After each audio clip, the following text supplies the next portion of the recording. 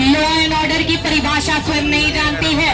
Law and order में संपूर्णतः zero दिखाई दी है।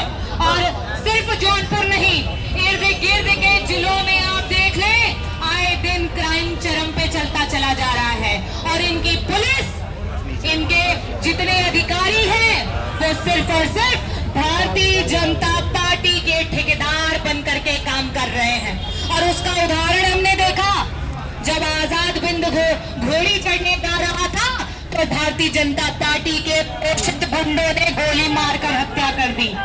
उस बिंद समाज की बेटी को यहाँ धरना देना पड़ा, यहाँ पे बैठना पड़ा। और अगर किसी ने बुला करके उसके आंसू पोंछे तो समाजवादी पार्टी के राष्ट्रीय अध्यक्ष श्री अखिलेश यादव जी ने उसके आंसू पोंछे।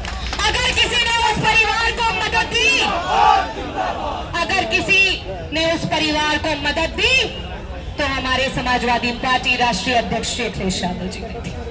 और इन्होंने क्या किया?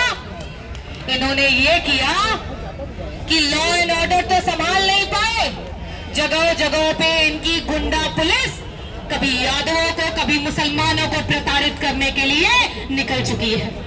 मछली शहर में कल सिकरारा थाने पे रात को शराब के नशे में पुलिस घुस करके महिलाओं के साथ दुर्व्यवहार किया। कसनई ग्राम सभा से हमारे यादव समाज के बच्चों को उठा करके ले गए। ये सिर्फ सिकरारा थाने की बात नहीं है, यही शाहगंज थाने पे हो रहा है, यही बदलापुर में हो रहा है, ये 9 विधानसभाओं में हो रहा है, जिले के कोने कोने में हो रहा है, इर्द गिर्द के जिलों में हो रहा है, पूरे प्रदेश के कोने कोने में ये हो रहा है। लेकिन जुल्मी जब जब जुल्म करेगा सत्ता के गलियारों से तो चप्पा चप्पा गूंज उठेगा। ये जौनपुर का चप्पा चप्पा है, ये तो अभी एक आगाज है, महाआंदोलन की शुरुआत है।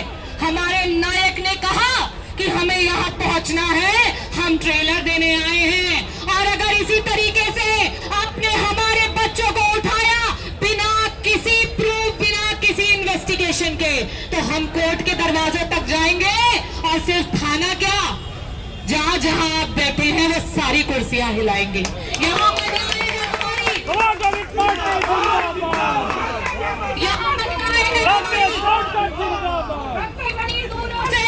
कितने किलोमीटर की दूरी से आई है ये।